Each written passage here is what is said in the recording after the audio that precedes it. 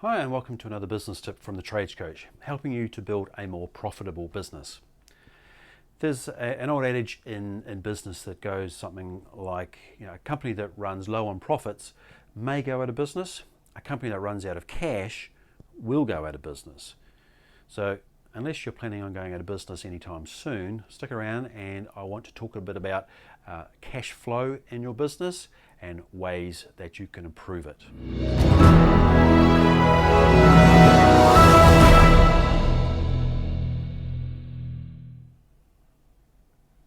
Welcome back.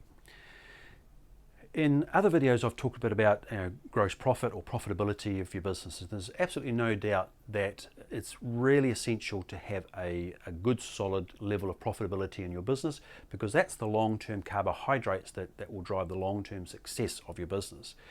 But alongside that, there's the issue of cash, and just having profit in the business and no cash isn't going to help you. You need to have a balance of both.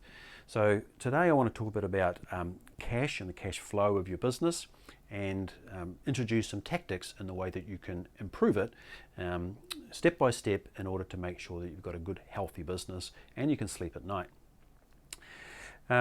And the first topic that I want to talk a bit about or introduce to you is the concept of the working capital cycle in your business, or the cash flow cycle in your business. And it goes something like this. You start with some cash in your business, okay? And you convert that, or you buy materials and pay for labor, okay, as you go in. And that's turned into work in progress. Okay, so that's as you do the work, you're adding value to that. That work in progress, in turn, through your invoicing process, is invoiced to your clients.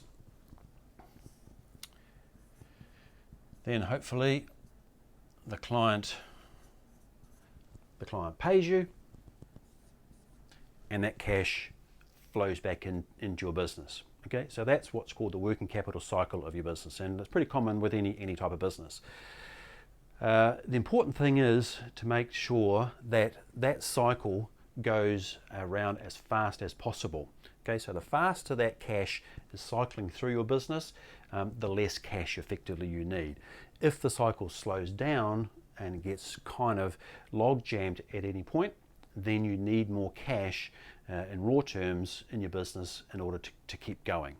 Okay, so what I want to talk to you a bit about now is starting to introduce some of the tactics, I suppose, in order to look at the different areas or the different stops in this cycle and how to speed it all up.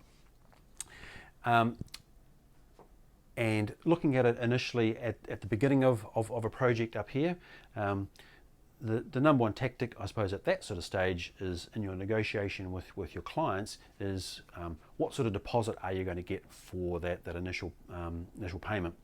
And obviously, if you can ask for a larger deposit, then that's going to be more cash comes into your business and gives you a good start to the whole sort of thing. If you can try and front load your projects as much as possible by asking for a bigger deposit or putting more of the expenses in at the beginning of the project, then that's all well and good. And if you can try and jam in more into the P&G or preliminary and general sort of side of the project, then that's going to help your cash flow situation as well. So first off, try and get a bigger deposit. So how much you've been asking today, increase that.